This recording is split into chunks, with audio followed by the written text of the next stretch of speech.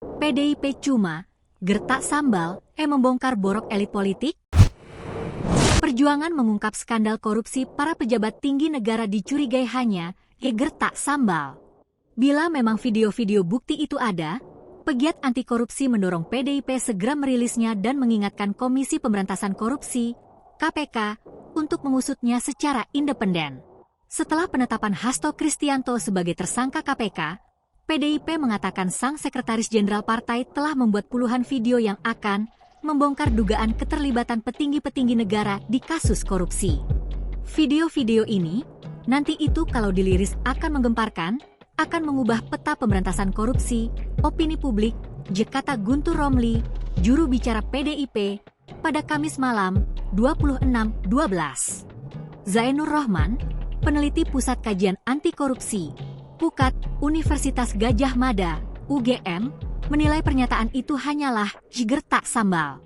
Ini ingin menyerang balik, ingin mengatakan tidak cuma dia yang melakukan permainan-permainan yang berbahaya, yang melanggar hukum. Yang lain-lain juga melakukan pelanggaran. Kenapa dia doang yang jadi tersangka? Kata Zainur. Bahasa kasarnya mungkin, tiji tibeh, mati siji, mati kabeh. Namun, kata Zainur, bukan tidak mungkin gertak sambal itu berubah jadi kenyataan. Apalagi, PDIP sudah kepalang basah dan kini menghadapi tuntutan publik untuk merilis bukti-bukti yang dijanjikan. Bila itu benar terjadi, imbuhnya, publiklah yang akan diuntungkan dari pertengkaran para elit politik. Elit-elit bertengkar sendiri dan syukur-syukur ya pertengkaran itu bisa membuka borok-borok konsolidasi elit yang dulu dilakukan. Bahwa kemudian ternyata ada banyak kejahatan-kejahatan yang saling dilindungi di antara mereka, kata Zainur.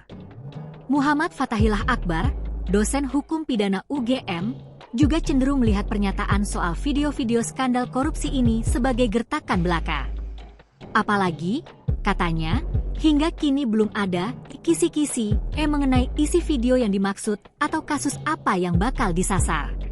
Download Tribun X sekarang, menghadirkan lokal menjadi Indonesia.